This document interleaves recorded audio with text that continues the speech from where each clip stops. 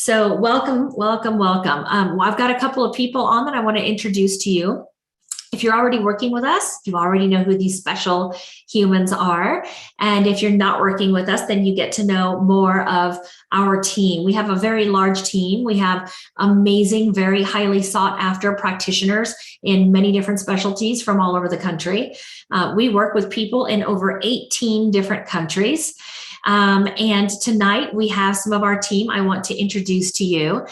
So Tara, if you want to wave your hand, Tara is in our front office, our virtual front office. And so just like if you went into your holistic practitioner's office, Tara is one of the faces that you'll often see. We have also Erin. She doesn't have her screen on, and that's okay right now, but she's raising her hand. That's Erin. She's up in Canada, and she's here with us every single day, in and out.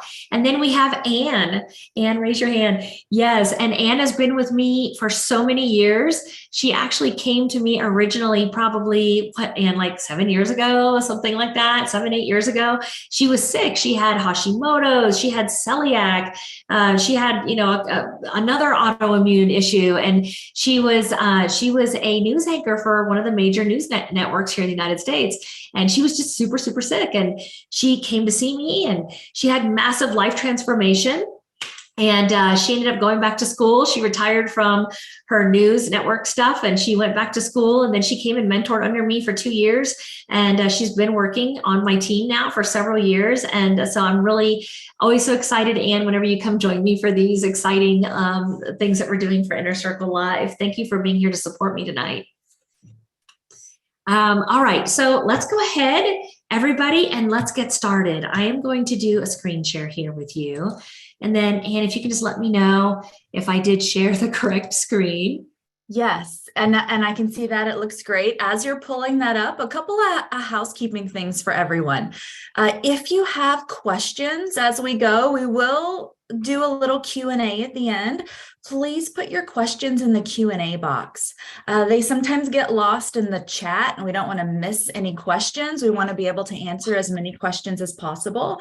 So please, you can talk in the chat, but put your questions for us to answer in the Q&A box. And that looks good. I can see that. So good. Perfect. So let's start out with a question. How many of you have ever done a parasite cleanse? Raise your hand. If you've done a parasite cleanse, raise your hand. Keep going. Keep going. Now keep your hand up if you did your parasite cleanse and you saw parasites come out in your stool. Keep your hands up if you actually saw it. Yes, so we had a few hands go down. So those of you who didn't see, I'm going to go ahead and lower everyone's hands. Those of you who didn't see parasites come out, we're going to talk a little bit about that. And I'm going to give you some examples of some of our own clients. Sometimes it can take a while. We're going to teach you all about that tonight. Most humans do get parasites. For us to think that we don't get them if we live in a first world country, in a modern country, is pretty silly, because we absolutely do. We're going to be talking about different vectors of transmission, different ways that we get them. And so, if you've never done a parasite cleanse and you've wanted to know more about it, you're in for a real treat, because when we take our clients through our programs, as a part of the protocol, we know that 99% of people are going to have some sort of either bacterial overgrowth of the bacteria that doesn't play well in our ecosystem. And we can consider those parasites. If they don't play well in our ecosystem, which a lot of bacteria do, by the way, in fact, we would die if we didn't have the good bacteria. But if we have the bad bacteria, quote unquote, you see me doing that with my hands, the little rabbit ears, those can be considered parasites because they're taking from us without giving us anything back. So parasites can be all different kinds. And when we take our people through our program, we put them on an antimicrobial for 3 months. And for most people, that's enough. But not for everybody. And that's what we're going to talk about. Like what makes it, for those of you who are working with us, what makes our parasite cleanse slightly different from your month 3 through 5 protocol that we do with you when we have you on the X Microbe Plus, which is the antimicrobial. So let's go ahead and get started here.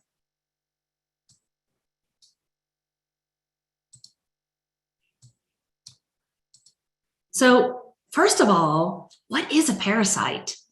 A parasite is any type of organism that lives in or on another organism that derives its nourishment at the expense of its host.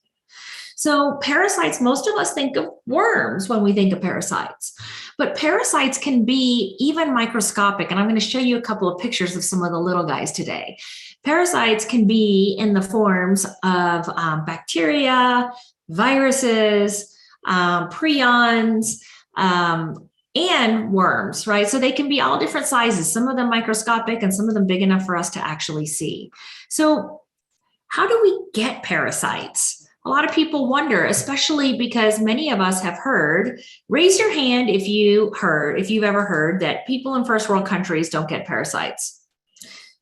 A lot of people have heard that, like, you're not going to get a parasite if you live in a first world country. Well, I'm going to show you a lot different as we go through our slides tonight. So food and water is a very, very common place where we can get contaminated with parasites. In fact, I just had a client that I was speaking to, one of our clients who's been working with us. He is out of Australia, and he was having some symptoms of parasites. We ended up doing a gut zoomer and we looked at it together last week, and he definitely has some parasites. And we are suspecting that he gets it from his food because the particular parasite that he has is most commonly transmitted through contaminated foods and people not washing their hands. And in the industry where he works, it's more of a blue collar industry. He's pretty certain that these cooks, these line cooks, are not probably cleaning their hands after they go to the bathroom, and so they're sharing their parasites with everybody else. And so, what are some of the more common ones that can spread through water? Well, and food. Well, protozoa. There are many different kinds of protozoa. Protozoa is microscopic, so it's really, really small. And some examples can be Entamoeba, Giardia. How many people have heard of Giardia? Have any of you ever had your dog that got Giardia? It's a terrible thing. They start pooping blood. It's terrible. That's a classic sign of Giardia. Our dog did that when we were in Colorado. We let him drink out of the stream thinking, oh, fresh mountain water. Well, I mean, I knew that there was always a chance. And there was probably a raccoon or something upstream that had gone to the bathroom in the water, and it contaminated the water that our dog was drinking. And he ended up getting really sick, and we had to take him to the dog hospital. But Giardia is a bad one for humans and dogs and our pets. Cryptosporidium, Plasmodium are some different examples. Mosquitoes can also transmit different types of protozoa. And protozoa are so small that they can live in not only in our tissues, but they can actually be just traveling through our bloodstream. And so they can really, really cause a problem. Helminths are what we call worms. And the most common ones that humans end up having experiences with include tapeworms, roundworms, flatworms that are also called blood flukes. So when they're in a certain stage, and then you can get liver flukes. So there's all different kinds of actual worms. We can, when we're looking at food and we start to wonder, well, what kind of food can be contaminated with these different kinds of things? Well, food that's handled by dirty hands can not only spread parasites, it can spread hepatitis C, I believe it's the hepatitis C. And so most commonly contaminated through contaminated seafood. I don't have that on that slide. My son's father ended up getting that when we were in the Army. I was an Army wife about 30 years ago, and we were in Germany, and we went to a military base area where they would have once a month, they would have the seafood special. And so we went and we ate a bunch of shrimp and crab, and he ended up getting hepatitis. And we didn't realize it until he was rolling around on the floor, writhing in pain. And he opened his eyes and looked at me, and the whites of his eyes were bright yellow. And it was from contaminated food. But undercooked fish, crab, and mollusks tend to have usually the helminths, that type of parasite, which are worms. Undercooked meat can have worms in it as well. And then raw aquatic plants such as watercress and different types of seaweeds can have that. So you just want to wash those really, really well. And raw vegetables that had been contaminated by human or animal feces. So, you know, it's if your vegetable gardens are more protected from animals coming in, it may not always be such a bad thing to eat a carrot right out of the garden. I mean, we used to do that as kids. There can be some beautiful microbiome diversity by playing in the dirt and eating stuff where you're picking it straight from the plant. But you also want to, have some caution around that too, because if you have animals that are going in the garden and pooping, or you have for whatever reason, there's human feces that contaminate the garden, that can really pose a pretty big problem with contamination of our food. Insects is another way that we can end up getting parasites. So we can have the transmission from insects. So mosquitoes are a big transmitter. Ticks are a big transmitter. But mosquitoes carry all kinds of things, such as dengue fever, which actually used to only be common down in the southern latitudes. So like down in South America and Brazil. And then about 20 years ago, we started seeing more cases of dengue in the Caribbean and in Mexico. Now in the United States, dengue has spread to the United States. And it's a pretty scary disease to end up getting. But malaria, Lyme disease, Chagas, all of these things can be spread through mosquitoes. And then animals. So our beautiful pets, our dogs, our cats can carry some pretty nasty stuff. Horses can. And you know what? That's okay. That doesn't mean that we don't have animals. It just means that we give them their anti-parasitics. So I carry horse dewormer in the refrigerator, and I give that to our dog. I give him a little bit of it sticking in his mouth every single month. And it's just a really good way to keep the worms away.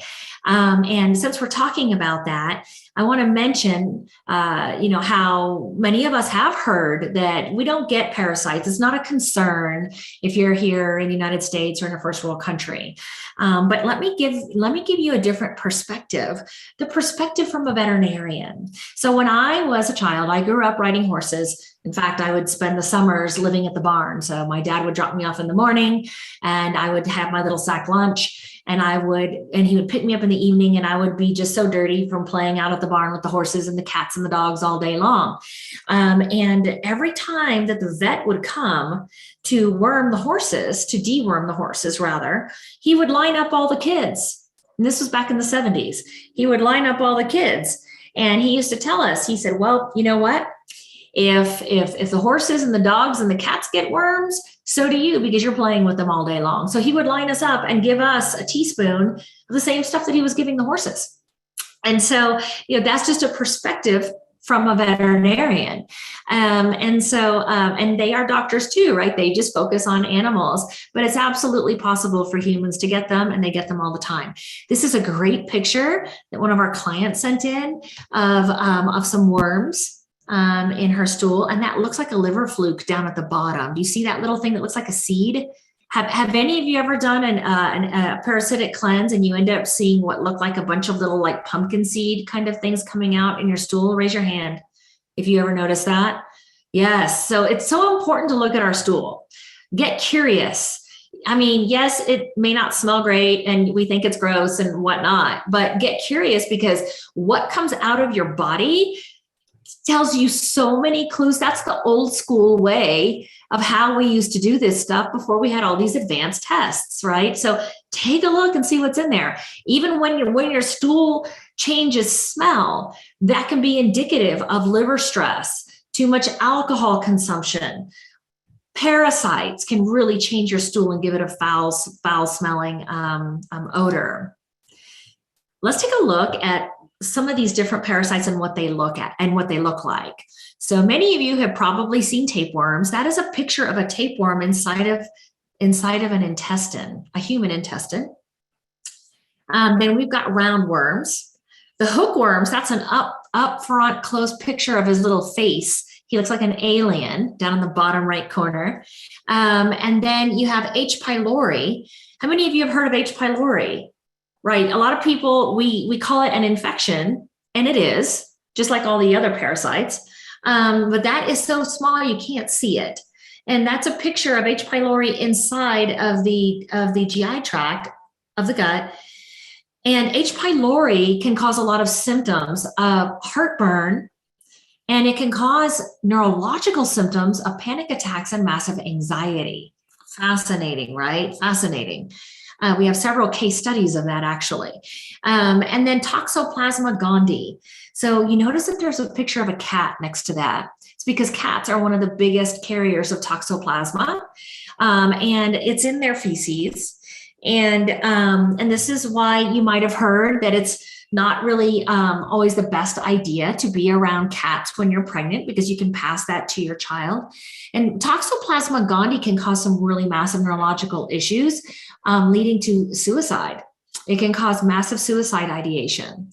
So some of these bugs, they really can change our personality and they can change our moods. And since I do so much work and these big masterclasses around mental health and neurodegenerative disease, I think it warrants mentioning to you that these bugs, the bugs that don't play well in our ecosystem, the ones that we call parasites or pathogens, they not only can cause other physiological issues that we're going to talk about in the next slide, they can cause a lot of mental health type issues. They can literally change one's personality, take them from feeling happy and gregarious and being able to handle life's things that come at them to all of a sudden they can't handle stuff and they start having panic attacks and they start having a lot of neurological, like mental health related issues that can be from having our ecosystem altered with these different types of bugs that don't belong in our bodies. So let's take a look at a checklist of some common symptoms of parasites. There are many more symptoms than what I have listed here, but I've listed some of the more common ones. So I want you to take a look at that and we're going to read through those together. And as we read through those, if you have any of these symptoms, I want you to raise your hand. Just be curious. Constipation with alternating diarrhea, or just constipation. Parasites can cause a lot, they can be a big reason of constipation, especially your worm-based parasites. Anemia. If any of you have had chronic anemia, that can be an issue. That can be one reason. Whenever we see low iron levels, it can be from different reasons, but one of them can be when you have different parasites in your body that are sucking all your iron. They're taking all of your nutrients from you, including iron. Stomach or intestinal ulcers. I actually have a picture that I'm going to show you in the next slide of how parasites can cause ulcers. And it's not always just from stress, right? Different brain symptoms and conditions, hepatitis, lung issues, like a lot of asthma, a lot of coughing, that can be caused from parasites that are in your lung tissue. Floating stools, where you're not able to digest your fat. TMJ and jaw clenching is a really big indicator of parasites. If you clench your jaw a lot, fatigue, exercise intolerance, skin conditions is a big one, guys. Skin conditions, Anne's nodding her head because we see this so much in our educational practice that we have. But psoriasis, eczema, acne, weird rashes that you get. Raise your hand. Like, this kind of stuff is so common with parasites, usually combined with gut issues. And remember, the parasites don't always have to be a worm. It can be dysbiosis, meaning like it can be like an overgrowth of the bad bacteria in your gut that has led to leaky gut and an inflamed gut. And then you start having these flare-ups of acne, cystic acne, rashes all over your body, psoriasis, eczema. And every single, I can say this every single case that we've ever seen with these skin issues, especially with babies. We just talked about that a couple of weeks ago. How many of you are seeing a pattern of more babies and toddlers having these massive skin issues like eczema, psoriasis? They're one big rash. The doctors are giving them all this cortisone, which is really dangerous for them, by the way. Yeah, we're seeing that all the time. Babies are being born with over 125 different chemicals in their body. A lot of them have a disrupted GI system from the time of birth. And especially if they're born C-section and they're not getting any of the mother's vaginal mucus, right? So that's one thing that that we know as holistic practitioners is that if you have to have a C-section, give them the vaginal mucus. Take that vaginal mucus and put it in their mouth, like they need that. It's or else they're going to have problems. They're going to have problems. But we're seeing more and more of that with our babies and our young children being born now. And the solution every single time is to go in and rehabilitate the microbiome, the ecosystem of the gut. It works every single time. Dark circles under your eyes. Oh my God, I used to have those as a kid all the time, and a lot of allergies, right? And I'm certain now that a big part of that was that I had parasites. I was always around animals. Hair thinning, hair falling out. Increased mood swings, personality changes, aggression, and blood sugar imbalances. I'm going to tell you a story about a client that had diabetes and a lot of weight issues and blood sugar imbalances. I'm going to tell you about that story in just a minute. So this is the inside of your gut lining, and those red marks are ulcers.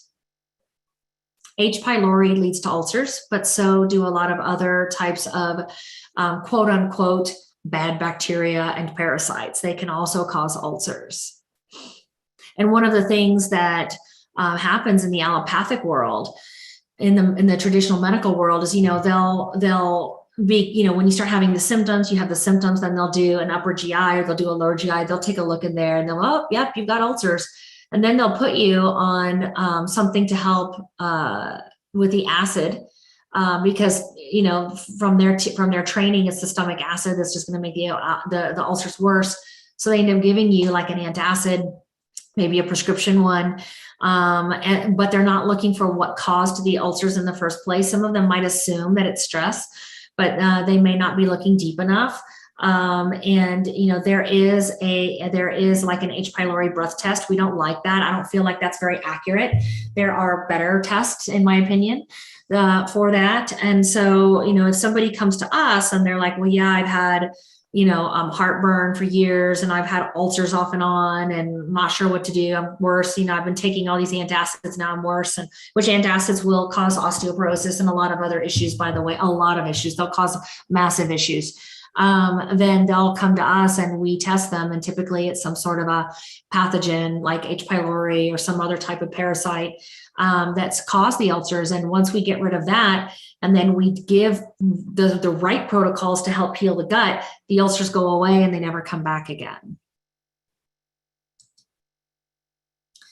So we know that we get parasites, but how do we prevent them? Well, there's a few ways that we can do that. Washing hands after we use the restroom, after we're playing with pets, after we are out and about touching things, right? It's just a good idea for us to wash our hands. We can carry these parasites like the parasite eggs. If they're worms, the eggs, you can't really see them very easily. But we can carry the stuff even under our nails.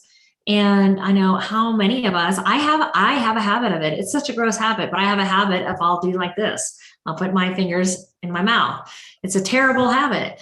And I'll do that. And I know that I'm probably picking stuff up, right? And so washing our hands regularly is really a good idea. I can't tell you how many cases that we have seen where people have ended up sick from food contamination. And probably raise your hand, how many of you have been sick from food contamination? Most of us have in our lifetimes.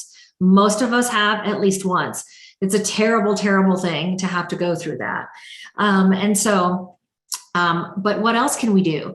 Cleaning our foods well, soaking your fruits and veggies in water, maybe water and vinegar in the kitchen sink is going to be a good idea, so that you can wash, more effectively, get this, any contaminants off of your foods. Parasites also can come from eating raw fish and other meats. And pork in particular can carry some nasty worm type parasites and its eggs. And you know what? You would think that you would, I'll just see it. Like I'll see it, while I'm cutting my meat. No, we don't always see it. A lot of these worms, especially, are the same color as the meat. And you might even mistake it for a blood vessel that's in the meat. I've done that before, where I cut into a piece of steak once and thought it was a blood vessel, and I got curious about it. So I started dissecting it. It wasn't gross to me. I got curious. I was like, oh yeah, blood vessel. Let's check this out. I was going to try to see if it was an artery or vein and like open it up and look on the inside and all of that. And it turned out to be a parasite. And I'd already eaten part of it, but I had cooked my meat. I don't cook it totally cooked, but I had cooked it enough to kill a parasite. So these are just things to consider. And if you like to eat your meat more rare, which I used to, now I do mine like medium plus, which is between medium and medium well. Don't make fun of me because my husband does all the time. But if you like to eat it medium or more rare, which many of us do, and honestly, if you get a really good organic pork, that actually can taste really good, more on the rare side. Fish, raw fish, all of these things, take into consideration to keep good digestive enzymes with you that have HCl in it, hydrochloric acid. That's normally what's in your stomach. If you struggle with heartburn and you're thinking that putting HCl in your body is going to make it worse, actually it's to the contrary. It sounds very counterintuitive, but that is one of the best remedies for heartburn. Of course, we want to find out what's going on that's causing it, but that is a safer, better remedy for heartburn than taking an antacid. If you have antacids, throw those things away. They're terrible for you. We will send you the PDF of this presentation in an email at some point tomorrow, along with the link to get to our YouTube channel. But you can see here that I have a link to some digestive support capsules. These particular ones I'm a fan of because they not only have a high dose, around 550, 600 milligrams of HCl in a capsule, but it also has all the different digestive enzymes in it. But let me tell you what the hydrochloric acid does. And most people, if you're not healthy, even if you think you're healthy, most people don't have the healthiest gut unless they're really on it. So like Ann and I, we're going to have really healthy guts because we are on it. Like we're testing ourselves regularly. We know that we need to detox every year, at least once a year. We are always doing gut support, like at least 4 weeks out of every year, so that we can just, because we're exposed, we live in a very toxic world. There's a lot of things we're exposed to. And so we're constantly just hammering our poor stomach and our intestines. So we have to constantly be doing work to keep it healthy. And when you put a high dose of HCl in your stomach, which so this is what I was getting at. Most of you aren't making enough HCl. HCl is it's your immune system's first line of defense. That acid is so strong. If you're not aware of how strong that hydrochloric acid is, go online and do some research on it and watch. I mean, it will dissolve a metal like that. Hydrochloric acid is super, super strong, and our bodies make it. It's our first line of defense when it comes to our immune system. How many of you knew that? So this is another reason to keep your gut healthy, and another reason to support your gut with added HCl. If you're eating raw meats, if you're traveling, take it with you. It's your best line of defense for your immune system, because you can take it right before your meal. And if you're suspicious of your meal, you could take it before and after. You could take a really high dose, like take 2 or 3 before your meal and 2 or 3 after. Like, yes, you actually can take that much if you eat raw fish that night, right? Or if you're eating really rare meat, or you're eating tartar, which is raw red meat. If you are eating in another country, right? Like if you're going to Mexico or whatever, right? You take a bottle of this stuff with you, and you take a good hefty dose, 2 to 3 before your meal, another 2, 3 after. And that stomach acid is going to kill whatever you might have eaten that was in your food. So that's a really good place to start for prevention.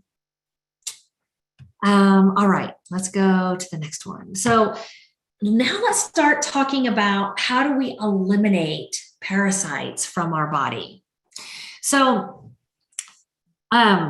you want to use good protocols, and there are good protocols out there. And guess what? I have done case studies on a lot of the other protocols that are out there. How many of you know me well enough to know that? How many of you are joining us tonight who have seen me do case studies on other protocols, right? Like I have done case studies for other companies. And there is another company, Cellcore, that I did their first case studies, and they still show my videos today in their trainings to all their doctors, because I did case studies on their protocols so that I could, see how it works. And their protocols work for other stuff too. And so, and there are many good ones out there. I'm going to be sharing ours with you, the one that we're using. I've tried many. Anne has tried many. We have done the whole alchemy thing, and we've tried combining different ones together. We've tried different dosing. We've tried all kinds of stuff. And the one that we have, we really, really like it. And so we will be sharing that with you later today. But you want to use an effective protocol for starters. And a lot of the things that you'll learn when you go online, like pumpkin seeds and neem and clove, and these different things, they can work. But what they're not telling you is that you have to take it in a really high therapeutic dose in order for it to really work. You've got to take it in really, really high doses. And then length of time, and this is where I'm going to share a story with you, but length of time can vary from person to person, but I'm going to give you some estimates of how long it takes, and I'm going to share a couple of stories to really drive the point home. Eating the right foods during your detox is really important. If you're trying to kill a bug of some sort that doesn't belong in your body, you want to starve it out. And so, for example, I'll use the example of Candida. How many of you are familiar with Candida and that it gets even worse when you eat sugars? How many of you know that? Okay, the reason why is because you're feeding it. It thrives in a high sugar environment. So if you're eating fruit, if you're drinking fruit juice, if you're any kind of sugar that you're putting in your body, you're making the Candida, you're just feeding it. And so the Candida is getting worse and worse and worse, and it's spreading through your whole body. Well, pretty much all pathogens are like that. And you know what? One of the common denominators with these pathogens, with these bugs that don't play well in our body, is that they all love sugar. They all love sugar, but they also all love toxic chemicals too. And so they will actually house heavy metals. They'll house toxic chemicals. They'll house, other infections like worms and Lyme disease. They love company, so they'll bring other infections along with them. They'll be like, if they're passing through the body, they'll be like, "Hey, we're having a party over here. Come on over." And they've created an environment for these things to thrive and keep on growing and replicating in the body. But then timing is the other thing. And that's why we're calling this the full moon cleanse or the lunar cleanse, because timing can also really help you have a more successful parasite detoxification. And so in this, I have a link here where it says lunar cycles. You can see it's highlighted in blue. That's a link to the lunar cycle so that you can take a look and see when all the full moons are for the rest of this year. But let's talk about what makes it different if you're going to do a parasite cleanse during any other time versus if you're going to do it over the course of the lunar cycle.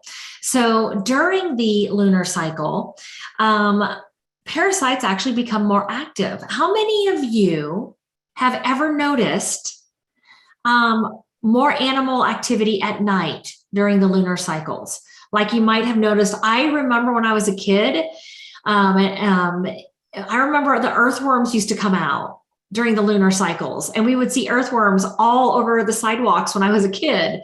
And so, but a lot of animals are more active.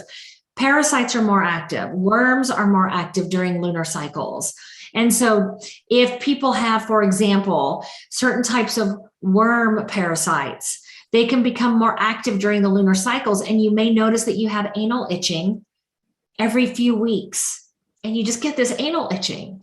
And you're like, where in the heck is that coming from? And you may not notice it all the time, but you may notice it over the course of the full moon. If you're paying attention to the lunar cycles, pay attention to that pattern and see if you notice that. Or if your children, if they're itching their little butts, pay attention. Is it around the lunar cycle? They may already have the parasites, but they're getting more active right around the lunar cycle. So the symptoms can flare, like the TMJ clenching.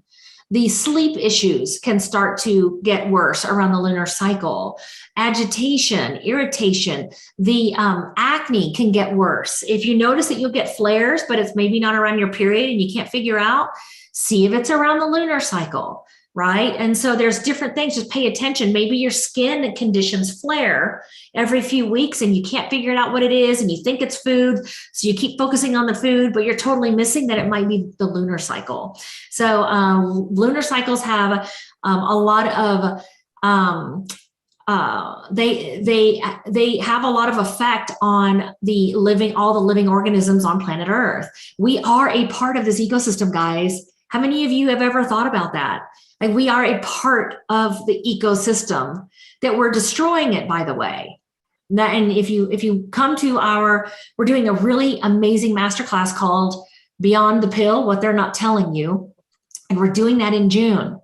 And so if you follow us, you'll start getting emails about that. And I'm going to go into some depth on what's happening around the planet with our ecosystem and the loss of our animals. And I mean, it's just like, we've lost over 70% of our species of animals. And I'm not going to get into that because we're talking about this tonight, but we are deeply connected to our ecosystem and our lunar cycles. Even women, we are in sync. If we're in sync with our ecosystem, we're in sync with the lunar cycles, and we will tend to have progesterone drops right during the full moon week.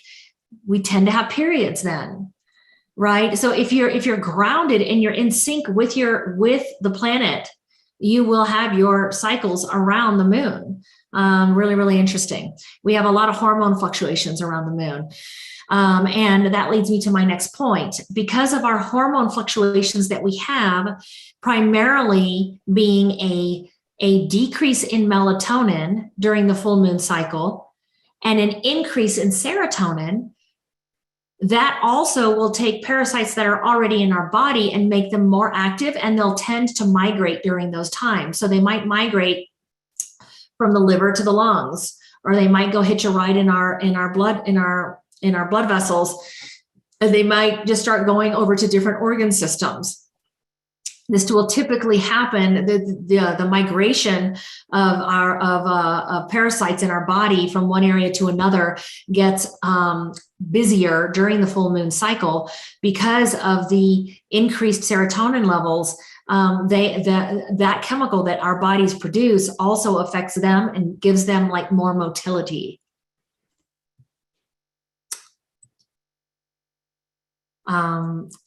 This is a video from a client of ours, and I didn't put the link in, but I'll do that for the replay.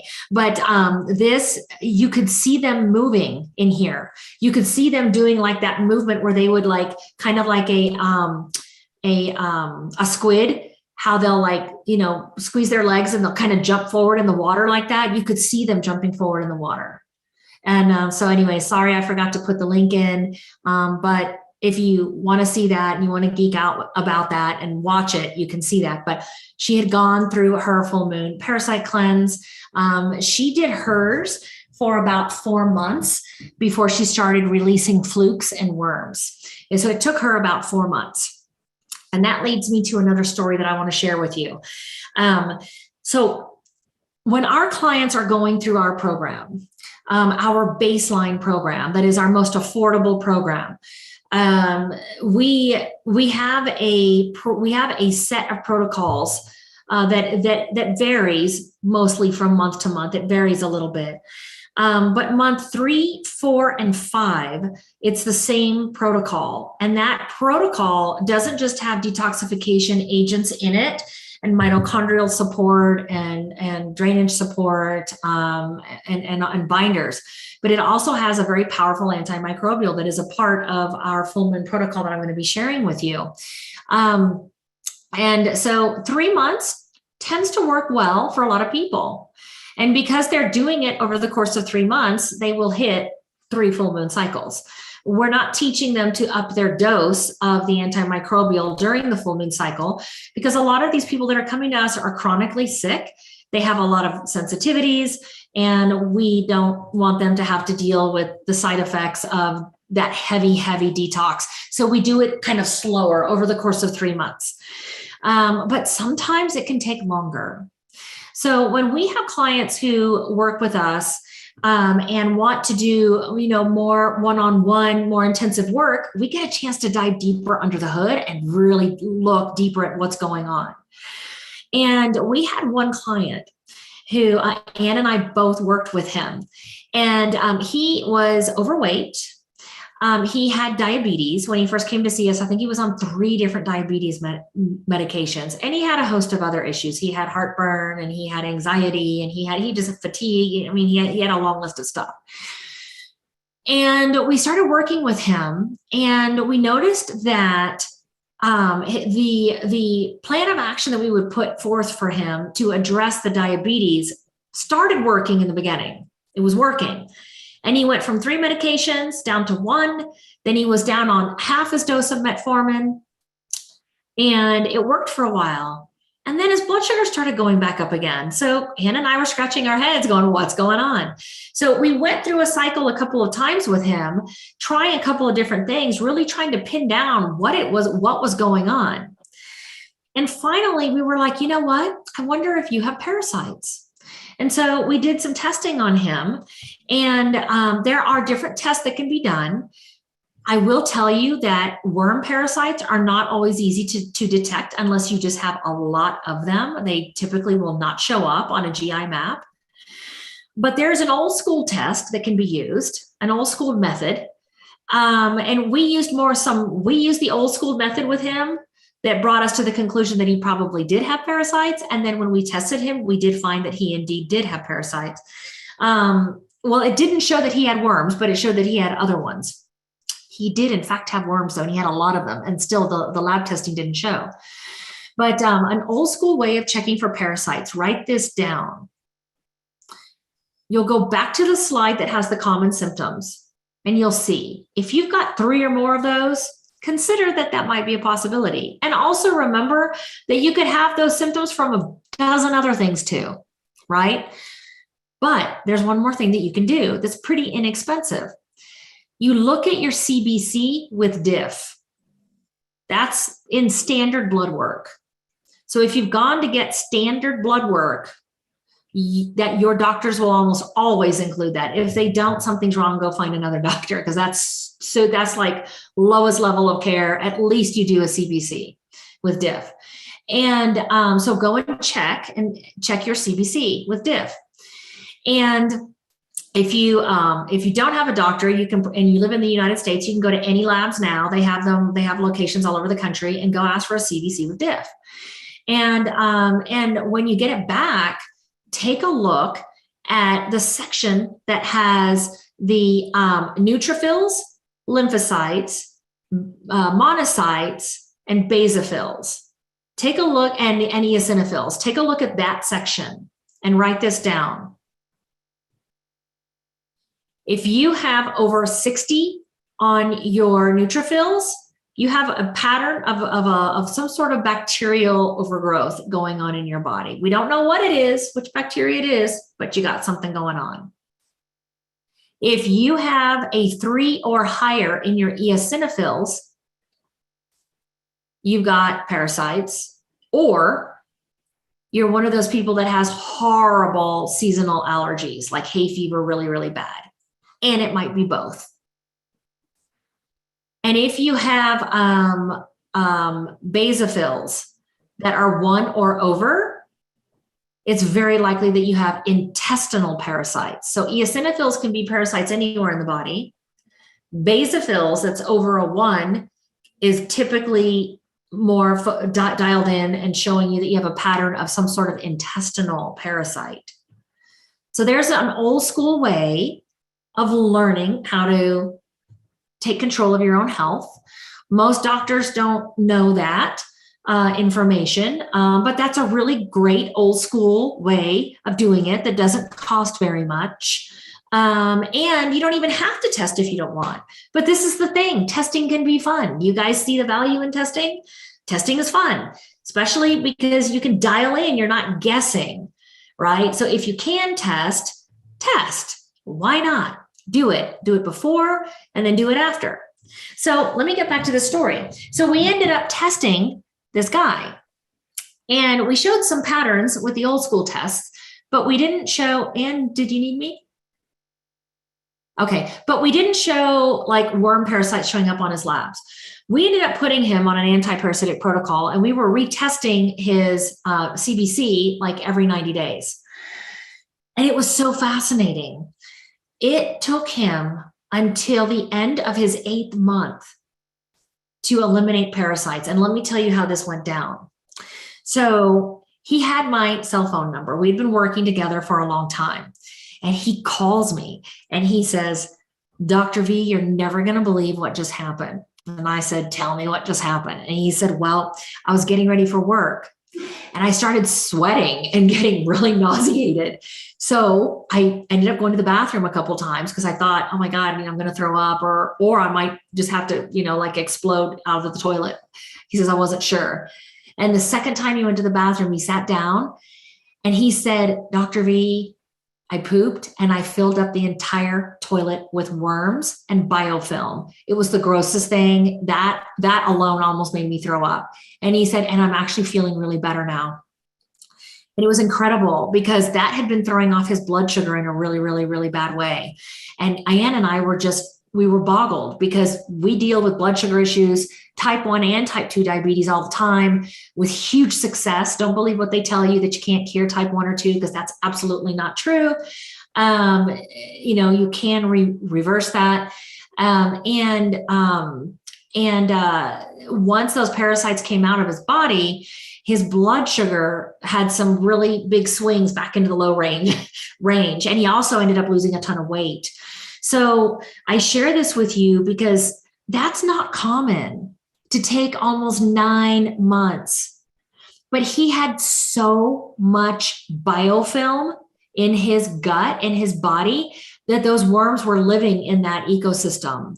So pathogens, worms, Lyme disease, mold, toxic bacteria that live in your body, they all have this defense system that helps protect them from your immune system. I mean, all animals have that, right? We've all have watched the animal shows when we were kids. All animals have some sort of a defense system. Porcupines have the little spines, right? Like there's certain types of fish and jellyfish that will sting you. That's their defense system.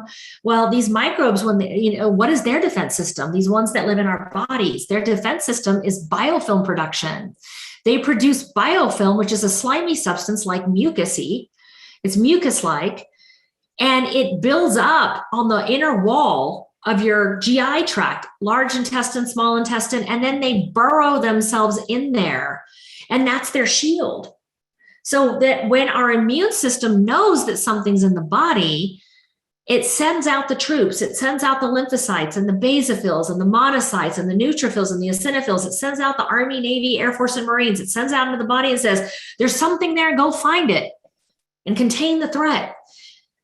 But the immune systems, all the little, white blood cells, all the different troops, they can get to the area and they know there's something here, but they radio back, right? And they go, there's something here, but we can't see it. We can't find it. It's because it's burrowed inside of the biofilm. And so this client of ours had so much biofilm It took him months to break up and to finally break through that biofilm that he filled up in the entire toilet full of worms. And so I share that with you just to let you know that, it can vary from person to person. And this is why also working with experienced practitioners can really be of great. Uh-oh. Only place I can find it. Can we make sure that we're muted? Everybody? I'm not sure what happened there. Okay. And so, we really want to make sure that, if you have complex health issues, right, you're welcome to try this cleanse, do the beginner's version. And if you're struggling, make an appointment with people who know what they're doing, who can guide you, right? And so our goal is to teach you how to take control of your health. But we also want you to consider that if you have other things going on with you, that it might be a good idea to get some help from someone who's experienced, who can help guide you through the process. Maybe even do some before, during, and after testing to make sure that you successfully eliminated these pathogens, and then help you on your health journey. So that brings me to other things to consider.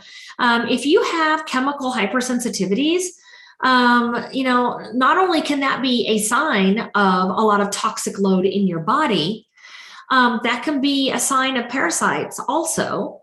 Combined with toxins, parasites love toxins. But if you have these other issues, or if they're not all issues, just other things to consider, just consider that if you have tried a parasite cleanse on your own, or if you try this one and you start to struggle, it's probably because you need to take care of some other things first and get your body better prepared before you just jump in to a parasite cleanse. These are just some studies because, if you follow me, I have to do at least one slide with studies. I usually do half my slides full of published research, but, this is just something just to show that, parasites and Lyme, and toxic metals, all these bugs and all these toxins, they all hang out together. It's like a big garbage dump. They all hang out together. And parasites do commonly house other infections. Lyme disease does the same thing. Now, before we get into, let me just stop share for a second. Before we get into protocols, which is what we're going to do next, does anyone have any questions? Put them in the chat if you do. We've been fielding a lot of questions as we've gone. Okay. But we do have some pending that I've kind of been saving for you to answer. If you want to take a few now, we can do a few and then dive back in. Well, you know what? I wanted to do that, Anne, and then I was like, I should probably finish the presentation. Yeah, sure. And we can do that because this way we can, whenever we have the recording, we can have that. Great. Kind of have that separated for the ones who want to get right to it. But we will stay for some Q&A. And I see some people saying they're excited. So I'm excited too. Thank you for enjoying what we're talking about. We love teaching you guys. This is one of our favorite things to do is to educate you. Let me go back to screen share here really quick. Ask the questions, Elena. Hello, Elena. Thank you for joining. Ask the questions in the Q&A so that it doesn't get lost. Okay, here we go. Back in. We're almost done, guys. So you don't have to write this down. I'm going over the protocol with you, and we're going to share the replay, and we're going to share a link for you if you want to do it, that will have all the instructions. Plus, you're going to get a copy of this PDF that has the instructions. So I'm going to take this presentation, turn it into like a little ebook, like a PDF, and we'll be able to send that out to you. So if you purchase, I'll make sure that you get this. I'll make sure that you get it anyway in the email, in the follow-up email that we send out to you. So you don't worry about scrambling to write stuff down. Just sit back and enjoy. All right. So priority 1 is make sure your detox pathways are open. So clients that are already working with us, I know some of you are currently working with us, and you're probably wondering, oh my God, do I need to do this too? No, just stick to what you're doing. You're doing everything right. You don't need to do this right now. If you want to dive in a little further, if you feel like you might have parasites and you maybe want to take more of your X microbe plus, you can play with that. If, by increasing the dose, and with these instructions here, you'll notice that a lot of the supplements you're probably already on.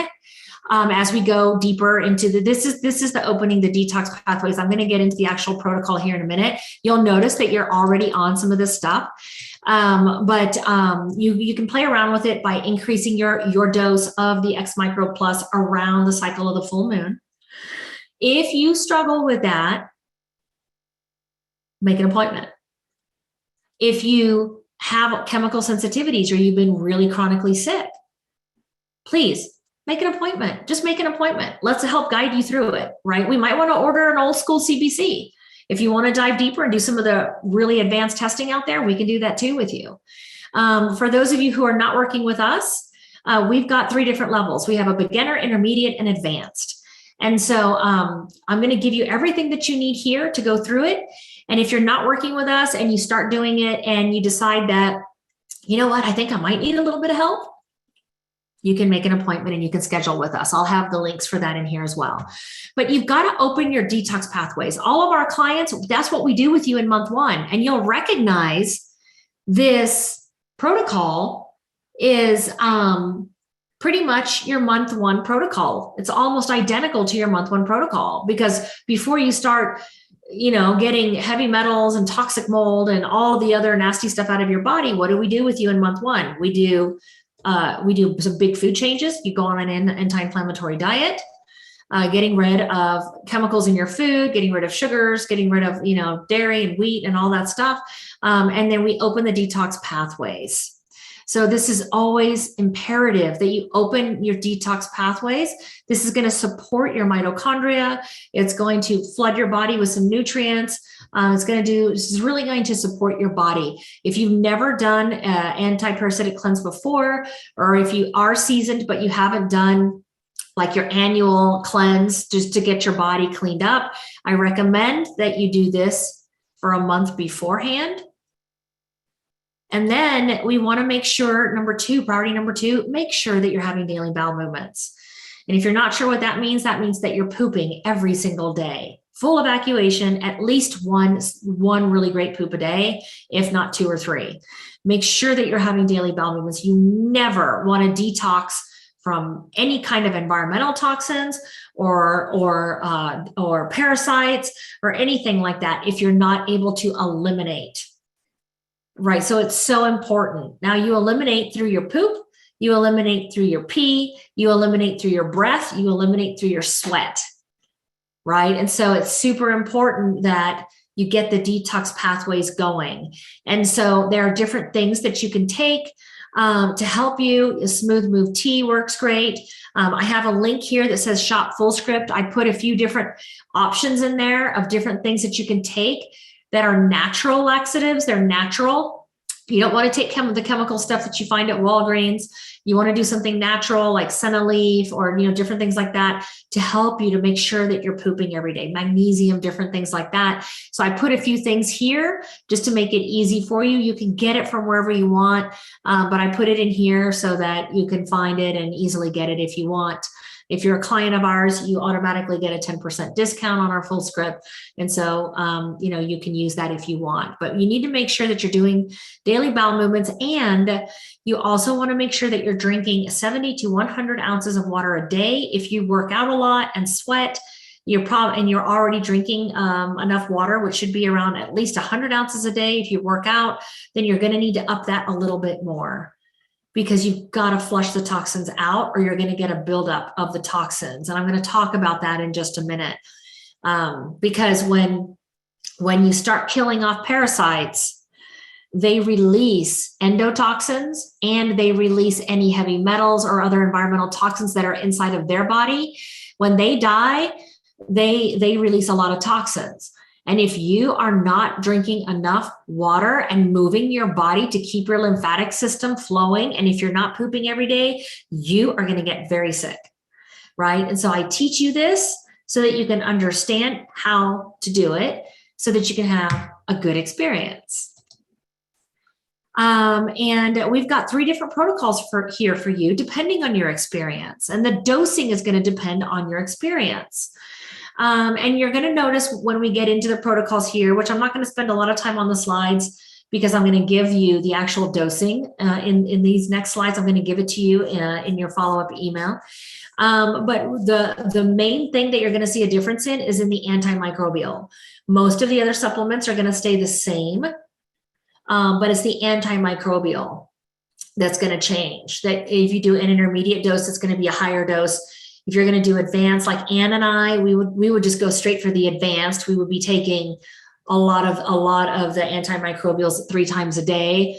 And we know what to do. If we start herxing, we know to go do the water enemas, to go walk, to go dry, to do some dry brushing. Add extra binders, to take Epsom salt soaks. I've got all that in the slides. You don't have to write all that down. Or we just go, my body is not doing really well with that. I'm going to pull back on my dose for a couple of days. And so, you don't have reactions to the supplements. 99.9% of the time, you're not going to have a reaction to the supplements. It's going to be a reaction to the toxins that are being released when you're killing off the bugs that don't belong in your body. That's what you have. It's called a Herxheimer response or Herxheimer reaction. So we've got the protocols in here. And again, I'm not really going to spend time on these slides because I'm going to give them to you. But we've got the beginner's protocol. And you can see here that you'll start a week before the full moon. And you've got your protocol here. And then the week during the full moon, you're going to up your dose of your X Microbe Plus and your binder. And then you're going to stay on that same dose for 2 to 3 weeks after the full moon. And some people may be going, well, is it 2 or is it 3? Well, you know what? Listen to your heart, listen to your gut. What is it telling you? You can do it for 2 or you can do it for 3. It doesn't matter, but you just want to do it over the course of this time, a week before, during, and then 2 to 3 weeks after. Typically, I'll just do it for the 2 weeks. So I just do it for like 1 month. If I'm seeing, as I'm coming up to the last couple of days of my cleanse, if I am still releasing mucus, biofilm, or anything that looks like liver flukes or anything like that, I'm just going to keep going with it, right? Because chances are it took me a bit to break up some biofilm, and I'm going to keep going with it for just a little bit longer. And I will say this, if you do end up feeling for some reason like you need to be on it for more than a couple of months, please make an appointment either with us or your healthcare practitioner, because sometimes we want to do what's called a pulsing method, where we'll have you do it for 2 or 3 months, stop for a couple of weeks, and then we'll hit it again. We don't want to just stay continuous. So when we were working with that one client that I told you that it took him almost nine months to release his parasites, he wasn't staying on it consistently. We were pulsing him. We even changed out his stuff a little bit. So definitely you want to work with someone on that if you're going to go longer than a month. There's the intermediate protocol. And then you can see the advanced is just a much higher dose of the X Micro Plus. You're taking 12 a day of those versus 4 or 6. You're taking a much higher dose. I did mention this earlier, but diet is so important. It's so important. Your food is your medicine or it's your poison. And you could be totally wasting your money if you eat like crap and you're eating processed foods and you're eating sugars and you're drinking alcohol during your detox like that. So food is super important. I've listed a couple of 5 different anti-parasitic foods that are really great to help support your cleansing. Pumpkin seeds, garlic are actually also natural antimicrobials, and ginger, turmeric, and cayenne pepper are really going to help to support your detox. So you can add those to your meals. And then 7 foods to avoid. So anything that's high sugar, you want to avoid dairy, processed foods that contain gluten. Avoid some raw fish and raw meats while you're doing your antimicrobial cleanse, and then stay off of alcohol. And don't forget about the Herxheimer responses. Herxheimers are the detox reactions that people can have. Again, not to be confused with, I'm reacting to the supplements, because that's so rare. I'm open to all possibilities, but that's less than a 1% chance. What it is it's very likely you want to go back and evaluate yourself. Do I have chemical sensitivities? Have I been sick for a while? Am I not feeling well? Right? Like, did I already have some issues before I started this? And if you do, and then you realize, yeah, I'm having a Herxheimer response. Ann and I, we get excited when we get a Herxheimer. We may not feel really good and we may have to back down, and we have to mitigate it. And I'm going to show you how to do that. But we know, like, oh man, we're killing off a lot of stuff right now. That's why we feel so bad. But symptoms can include flu-like symptoms, fatigue, insomnia, because these guys are not going out without a fight, right? And we already know that parasites, very, very common that you'll wake up between 2 and 3 in the morning. Parasites are very active during that time, especially around the full moon, and you start putting stuff in there to kill them. I mean, if you've ever sprayed bugs, how many of you have ever sprayed bugs? They get pissed before they die, right? They get really upset. And so, that's kind of what's going on in your body. They're getting very upset. They are going to start excreting a lot of toxins, and you're going to feel that. And so there are some things that you can do to move through your Herxheimer responses. As I mentioned, parasites can release neurotoxins, heavy metals, and other toxins when they die. So it's really important that you're drinking a lot of water and that you're moving your body, because your lymphatic system is one of your detoxification systems. And if you're not moving your body, then you're not moving the toxins through your lymph, right? And you can get swollen lymph nodes otherwise. So you've really got to move your body, just walking around, doing some yoga. And let me just skip through this. So make sure if you start noticing that, you can increase your water intake. You can reduce your dose of your X microbe plus for a couple of days. And then you can bring your dose back up. And if you start herxing again, just decide, do I want to try to move through it for a couple of days and do all the other things listed here on this slide, like dry brushing and sauna and massage, Epsom salt soaks, increasing my binders, doing warm water or coffee enemas. Do I want to do this and just push myself through for a couple of days and see if I can get to the other side of it? Or do I need to reduce the dose again, right? And again, you can call and make an appointment. We can help you through that. But here are a list of all the different things. I just mentioned a lot of them.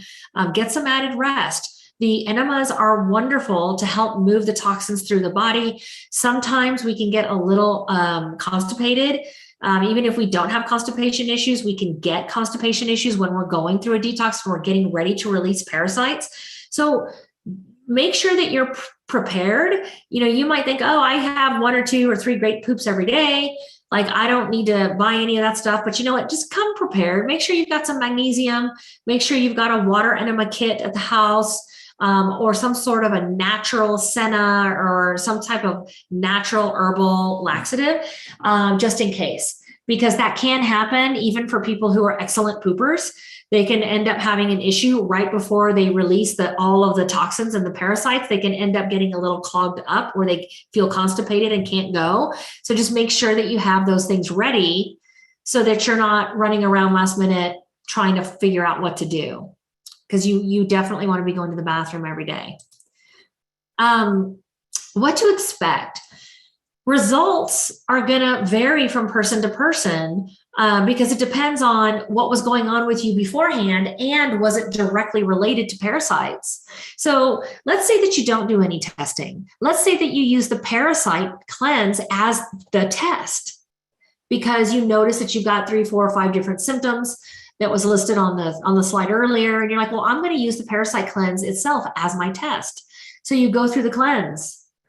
And then afterwards, you notice that like your psoriasis is better, your skin is better, your skin is doing better, your sleep is better, you're not clenching your jaws anymore, right? And you notice stuff come out in your poop and all of that. Then you can pretty much go back and put 2 and 2 together and go, you know what? Wow, I must have had some stuff because I saw biofilm coming out in my stool and maybe I didn't see the parasites but I saw, or maybe you did, but I do feel better afterwards. You can pretty much guarantee that you probably had some stuff going in there. You probably had some stuff going on in your body that you were able to eliminate. Right. And so, you might even consider like taking like after you finish it and you notice these improvements, you may want to go, you know what, I'm going to do it again in 2 months. and then go ahead and do it again in 2 months and see how you do. But the results varied because it depends on what you were struggling with before and if it was directly related to the parasites. Remember that if you're chronically sick, and I've mentioned this 3 or 4 times already, if you're chronically sick, please work with somebody. Work with somebody. I mean, you're welcome to do it on your own. Order it. I'm not telling you not to, but I'm just saying, if you do order it, go slow. Please do the beginner one and start with the pre-work. Do the month of pre-work before you do the parasite cleanse, right? Just do it. If you've been chronically sick and you get sick really easy and you have chemical sensitivities and all of those things, you probably have a massive toxic load. And so take yourself through it. Be gentle with yourself. If you need to back up on the dose, you can follow all of the different troubleshooting stuff that we have here. And if you're still struggling, just make an appointment, right? Because we can help you through that. Or if you have a health practitioner that you work with, make an appointment with them, right? They can help teach you how to move you through it if they're good at working with this type of stuff. And I already mentioned, make sure that your drainage pathways are open and that you're having daily bowel movements. And if you are on a bunch of medications, check with somebody just to make sure, check with your health practitioner. If you go to your regular doctor and they look at you like you're an alien because you're asking them if these things, are okay with your meds. Don't be surprised because they're not taught herbology. They don't understand the power of this kind of stuff. But find somebody that you can talk to. You can also do some research on your own, but just find somebody who can help guide you, right? If you are on a ton of different medications, because it's the medications could be causing more problems. And then, when you make massive changes to your diet and then you start taking different supplements that are clinical strength, you could end up having some undesired symptoms and stuff. So it's always good to work with somebody if you're taking a ton of different medications. And if you want to learn how to get off your medications, what are you doing over there? Come over here to this side. Let us teach you. Go to our website and look at our testimonials under the About Us page. We have so many people that have come to us on between 4 to 15 different medications that are completely off all their meds now. We showed them how to get their health back. But in general, what to expect? We're coming to the very end here, guys. What to expect? Increased energy and better sleep when you're done with this parasite cleanse. Weight loss and better blood sugar balance, improved gut function, glowing clear skin, shiny and healthier hair, and definitely improved brain function and focus. And if you're not already working with us and you're interested, then please reach out. We work with people all over the world with all different types of symptoms, conditions, and diseases. And we have a beautiful model. We're glad that you've joined us tonight. And we want to share with you a website page for our Mind Body Energy program. How many of you here with us tonight are in our Mind Body Energy program? Raise your hand. I'm sure we've got a ton of people, and I can't see the hands going up, but I'm sure we've got a ton of people that are raising their hands. We have a lot of people joining us who are in our program from all over the world. We show you how to take sovereignty back over your health. We show you how to use an evidence-based, that means a data-driven approach to your healing. And you are welcome to come join our family, come join our tribe. We would be honored to be your facilitators in your healing transformation. And then finally, I'm going to stop share. We are going to be sharing with you, if Tara, and if you can just pop into the chat, the link for our parasite cleanse. I believe Greg sent that. We're going to send you the link, but don't worry if you're not fast enough to grab it tonight, because we're going to be sending it to you in an email so that you can, if you want to do the full moon protocol cleanse, the full moon anti-parasitic protocol cleanse, that you can do that. We'll be sending you a link for that. And again, team, if you could just pop that in. Let me check here and see if I can see if Greg sent that to us. Here it is. I will copy the link and I'll pop it into the chat for you guys. Yep, Tara just did that. Thank you, Tara. And you guys can go there. Let's go ahead and let's move into some Q&A. Super, super excited to answer some questions. Awesome. We got a lot of good ones. So let's see. Let's start here. So Susie's asking, I would love to do a parasite cleanse, but I've been severely sensitive the last 3 years with MCS, and I'm very weary of reducing fillers and pills. Is this protocol more on the natural side? This protocol is supernatural. And we use top quality ingredients. We don't have any fillers. Everything is GMP certified. Certified gluten-free, certified organic, everything is super clean. And this is the thing though, if you are super sensitive, that is classic for a massive toxic load in your body. You are probably loaded with toxins. Why don't you reach out and make an appointment with us and let us see what's going on with you? And I'm certain that one of the labs that we would order would be a combination of a 4-lab bundle. And our clients are familiar with this, where we test you for chemical toxins, heavy metals, environmental chemical toxins, heavy metals, toxic mold. And then we do an organic acids test, which helps give us an insight into what is your GI system doing? Are you absorbing your nutrients? Do you have a lot of inflammation? Are you having mitochondrial stress? Do you have neurotoxins in your body? All of that kind of stuff. Because I'm telling you, this is so classic. When you have really big chemical sensitivities, your poor body it's screaming at you that it's got a toxic load going on. And so I would probably say, maybe don't jump into this. Maybe why don't you come work with us and let us show you how to identify what toxins are in your body, and then how to put you on a gentle protocol to start getting the toxins out of the body, to get the toxins out. And then you can do follow-up labs so that you can see your progress, and you can see that what we're doing, what we're teaching you to do is actually working. You will start to feel so much better. And then there will be a point where you're ready to do something like this and you're not going to get super sick. Mm-hmm. Wonderful. This next question, I have a friend who's suffering from uncontrollable diarrhea recently, but has had intestinal issues for many years. Can you help her? And how do I share your info with her? So this is, oh, wow, this is great. So these are the first things that came to my head. Intestinal issues for many years. Her gut is probably super inflamed, and I'll bet you the ecosystem, the terrain in her gut is a disaster. And when it is a disaster like that, it makes you more susceptible to easily being able to pick up other parasites. She may have picked up a Giardia infection or something like that that's causing her to have uncontrollable diarrhea. That's super dangerous. If she has uncontrollable diarrhea, I would say, please tell her to go to the urgent care, and they will probably end up giving her, I would hope that they would give her some sort of an anti-parasitic, like they'll do some testing, because that is dangerous and a person can die from that. So please have her go to urgent care. Let's get that urgency under control. And then please have her come and see us. If you could put in, Tara, if you could put in the link to book a first visit.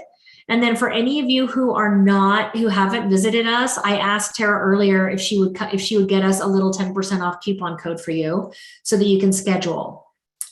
And I would recommend that you schedule with Laura. So you could schedule either with Laura or Anne. They're both absolutely amazing. So it doesn't matter which one that you schedule with, actually, it really doesn't matter. But if you can put the link in, Tara, for us, and then just be sure and add a little coupon code in there for you guys, because you're here tonight. If you want help, I want to make it easy for you. And so you can do that and get a little 10% off on a first appointment. Yes. Okay. Let's see. Let me go back up here to the top. Okay. Laura's asking, do you have to support mitochondria prior? And is sauna with red light a good idea? And then a third part, what is a common parasite when someone's experiencing seizures?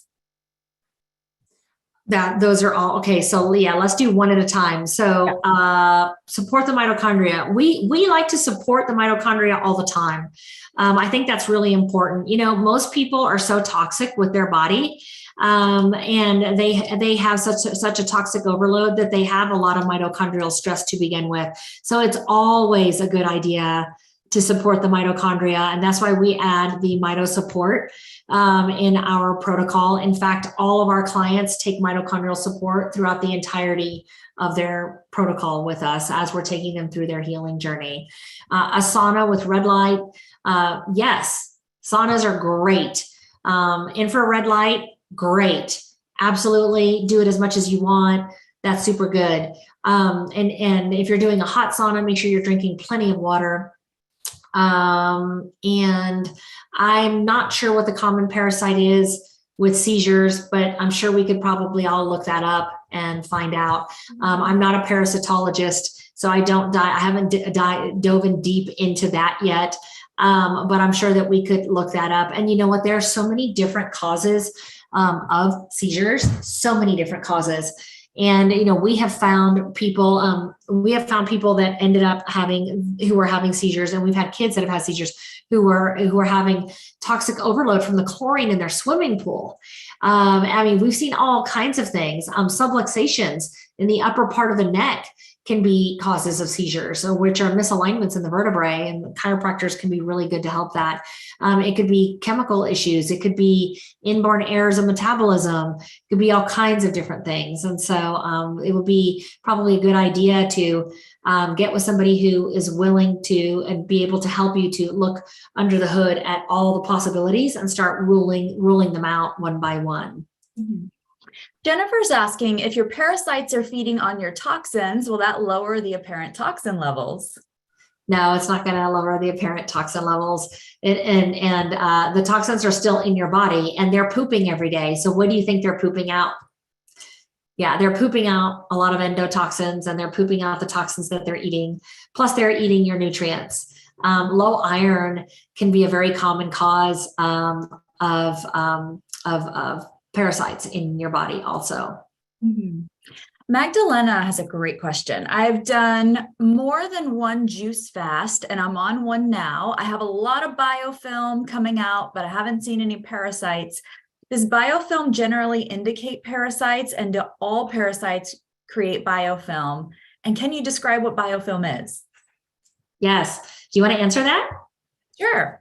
So think of biofilm as a protective layer or protective mechanism that parasites and other types of microbes create. I like to use the example of like a rock in a stream where you have running water, how the rock gets like moss and slippery. That's biofilm.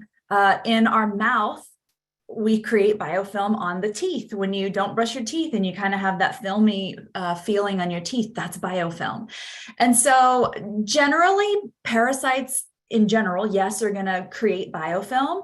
So can certain types of bacteria and other microbes, and mold. If you have mold toxicity, that's also a big creator of biofilm. So while biofilm is a really good indicator of parasites, you could also have other things going on with the parasites. So if you can, it's a good idea to really dig in and do some testing. We love the gut zoomer. We've talked about it a couple of times because it tests for all of those things: fungal overgrowth, yeast overgrowth, all the bacteria, the bad bacteria, the parasites, the viral issues, and it looks at your good bacteria. And so it's possible to break all of that biofilm up.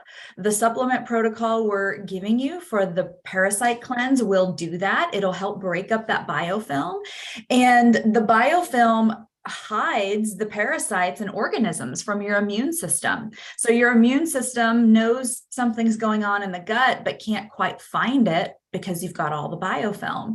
So, certain ingredients and supplements will help break that up so that the other things you're taking to kill off the parasites can get in there and do what they do. Perfect. And somebody was asking what it looks like. It looks like mucus. Biofilm looks like mucus. in your stool. And it can be kind of clear, it can be white, it can be kind of grayish, it can be different colors, but it's typically mucousy looking inside of your stool. It looks like film. And I've had clients who had calcified biofilm. So it came out dark in color or black. And I've had clients who sent pictures of really long biofilm thinking it was worms, but it is actually biofilm. So know that it can look a lot of different ways. And sometimes it's in your stool, it's mixed in, so you don't know it's there. And if you're taking supplements to break it up, sometimes you won't even see it because it'll be all broken up by the time it comes out of the body. Yes. I see Robert's. So Robert, this is a great question. Robert says, I'm wondering if it's possible to have an adverse interaction between lunar serotonin elevation, but it's not from the parasites. It's just our natural cycle. So humans will have a lunar serotonin elevation along with a decrease in melatonin, which will make the parasites more active. And then he's saying if this combined with the medications for ADD can lead to excessive emotional volatility. I would venture to say that that's possible. And I would also venture to say that it's possible even if you're not taking medications. How many of you are aware that there are a lot more arrests like for volatility for those types of crimes that go on around the full moon? Like people go crazy around the full moon. How many of you know that? It's like people really do. Talk to any police officer and they will tell you that it's so common. And you know, we know that around the full moon, our hormones change. And that's enough to cause people to not feel their normal self. But then on top of that, if you already have bugs living in your body that don't belong, we know that both the good ones, the good microbes and the quote unquote bad microbes, they have direct control over our mood and our personalities. Like we know this. When I do our mental health masterclass and our trauma masterclass, I go into the deep science of showing how these disruptions in our gut ecosystem can actually cause permanent changes to the brain. Like it's just crazy. So I would say, Robert, definitely those possibilities are it's probably a yes, probably a yes. Wonderful. Is it possible for parasites to cause severe lymphedema? So parasites can go into your lymph and they can congest your lymph. This is one of the reasons I talk about making sure that you're moving, because we have many different organ systems that help us to move the toxins through our body to get them out. Our lymph system is one of those, and you can end up getting parasites. Remember, parasites are not always worms, right? They can be microscopic. When they're still in their larva form, they're very, very tiny. So they're not a big worm yet. And they can go into the lymph system. And so, yes, absolutely, that's a possibility. We have several people that have asked, can they use this protocol for kids? There's a different protocol for kids. So I would say no. If you want to understand how to do that for children, please reach out to us. It's definitely worth a visit. We can teach you how to do it, help you, guide you through it with your child. And then once you've done it once, then you'll have that experience under your belt. No, do not use this for a small child. If you have a teenager who's the size of an adult, like over 100 pounds, they should be fine doing this, but not for a child. What do you recommend for someone, Dr. V, that has extreme constipation and bloating? Let's figure out what's going on with that first. You might have SIBO, you might have celiac disease, you might have something else really serious going on in your gut. And if you have parasites or infections in your gut, it could just be exacerbating it. But let's get some guidance. I mean, yeah, you can try it if you want, but just know that you may end up needing to call us or somebody else, right? If you've got these complications already, this is why I mentioned this so many times during this call. If you've got a lot of complications already, let's get the help, get the guidance of experts, get the guidance of some experts to help guide you through this. And again, once you've learned how to do it, we may uncover something big that's going on that needs to be addressed before you go in and start doing a big parasite cleanse. Does that make sense? Right. And so just, get the guidance of some people who can help you first. Would a person need to build back their microbiome after this? That's always a good idea, to build up your microbiome after this. Yes, it's always a good idea to do that. Absolutely. Tara has a great question. She's living in Mexico, and doctors there recommend a couple of different prescription medications for deworming. What do you think of prescriptions for parasites? You can do those too, if that's what you want to do. You can absolutely do those. What I would do is do a little research and look at what the side effects of the medications are. That's going to be key, right? So go online and look at what the side effects are. If a side effect is a heart attack, or the side effect is, like something that's serious, then you get to decide, well, do I want to take the chance of having this happen to me, right? Am I okay with that? Or do I just want to go ahead and go this route instead? Mm-hmm.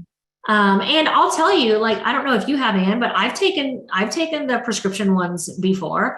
I mean, and I've even taken horse dewormer. I told you I grew up, our vet used to give it to us all the time. And so, there's a time and a place for that. If I was out traveling, so I went to a big business event about a year and a half ago. And we were down in Cabo, and a lot of people started dropping like flies. They got sick, and it was a really nice hotel. So I was surprised and disappointed that happened. But people started getting sick, and some of them started running to the doctor to go get those medicines. And I'm like, heck yeah, get it right away. And then some of them know me, and then word got around the hotel for all the people that were at the event. Dr. V carries stuff all the time. And so I do carry stuff. So I was giving everybody stuff because they were seriously sick. They were throwing up and diarrhea at the same time. But I mean, there's a time and a place, right? And if it's acute, that's a good idea. But I mean, you just have to weigh out the benefits versus the risks of taking a prescription, for as a preventative versus doing something that's more natural. Mm-hmm. Is there any parasite that you know of, Dr. V, that causes itching over your whole body or sections of your body at a time? I don't know the particular ones, but I know that can happen. And there are parasites that can live in your skin. I just don't know the names of them offhand. Let's see, what else? Okay, Janet says, I was just diagnosed with kidney stones and blood in the urine this week and given antibiotics. Any suggestions? For kidney stones? She was taking antibiotics for kidney stones? Yeah. What about doing a protocol to get rid of the kidney stones? The antibiotics are not going to get rid of the kidney stones. They're going to get rid of the infection. There are protocols you can do to help get rid of kidney stones. That might be worth looking into, because otherwise you might, you're going to keep having the issues. And see if we can figure out why you have the kidney stones. Yeah, exactly. What's going on with your gut bacteria? Do you have any fungal overgrowth or yeast overgrowth? Can parasites cause flesh to decay? The muscle on my friend's arm is deteriorating, and she was told it's parasites. There are many. So remember that parasites, we could also call them infections.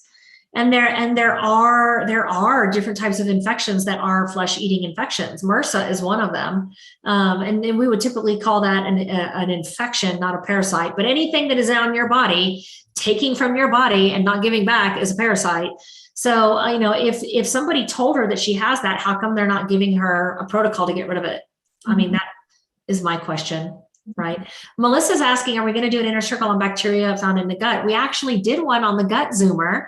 And if you go, Tara, could you put in the link to our YouTube page so that everybody can have that? We did a gut Zoomer 2 weeks ago, I think. And we were talking about this very advanced lab that you can do. And it will show you what types of, good bacteria you have, bad bacteria. If it picks up parasites, it'll show that. It'll show you if you have leaky gut, if you have inflammation in your gut. And so that might be a good place for you to start. Mm-hmm.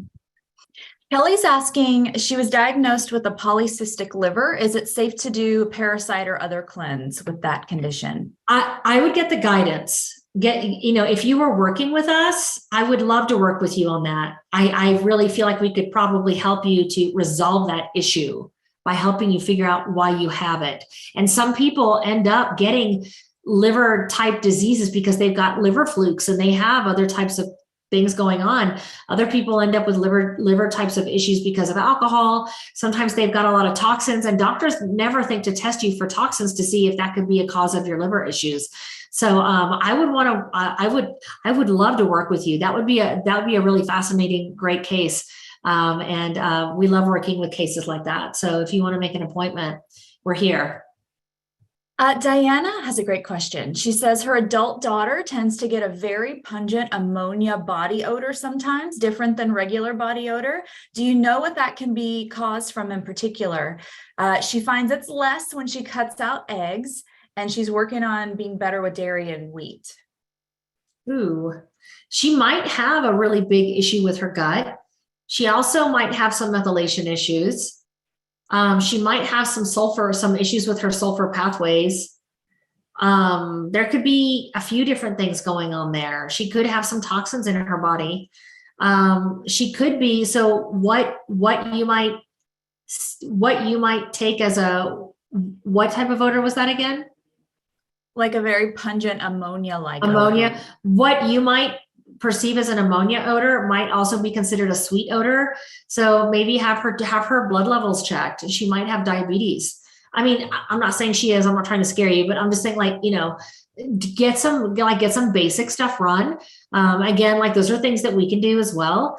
But there could be some multiple things going on. We're down to the last question. Stephen asks, I have a big cyst on my kidney and I went to a specialist and they said to remove the kidney. Is there a way to shrink a simple kidney cyst? There may be. So when the body starts growing masses like that, it's trying to protect itself against something. What is that something? It would be worth, I think, before I would let anybody take my kidney. Of course, I would never even think to go that route. Right? And I came from a medical family. They're all surgeons, but I would never go that route. I would go to somebody like us first, us, or find somebody who's comfortable, who will help you look under the hood, Stephen, and let's see what's going on. Of course, they want to do that because they don't have any other solution. They're not taught, nor are they allowed to really start looking under the hood, right? They give you the diagnosis, and then they're forced to either, okay, what drug fits this diagnosis, or what surgery fits this diagnosis. And so, it might be worth you maybe looking into some other solutions first. Mm-hmm. Awesome. Well, we've got to all the questions in the Q&A box, Dr. Yay. Guys, how was this for you? Please tell me. Let us know in the chat how this was for you. If you got value out of this. Hi, Darius. If you got some value out of this, if you liked it, if you learned something new, how many of you are interested? How many of you are going to do the full moon cleanse? It's going to be great. It's going to be great. So we'll be sending out an email, most likely tomorrow, and we'll have the link to the YouTube channel so you can watch not only the replay of this, but the replays of our other ones that we've been doing. Be sure, we'll also have the link to the mhhinnercircle.com, which is the registration page, and you can see the schedule of all the talks. In 2 weeks, if we can get everything put together, I might have to push this out another couple of weeks, but we're going to do a really amazing talk on ketamine-assisted trauma therapy. How many of you are interested in that? How many of you are interested in learning about the psychedelic called ketamine and how you can use that in trauma work? We're going to be talking about that. We're trying to get everything ready in time, and 2 weeks seems like a lot for some people, but not for us. So we're trying to get that ready. So we've got that coming up, but we'll send you the link to the registration page for our Inner Circle calls so that you can go in and register for all the ones that you're interested in. and we'll send you a link to the presentation so that you have all the instructions on the dosing instructions and all of that stuff. So we'll send you everything that you need tomorrow.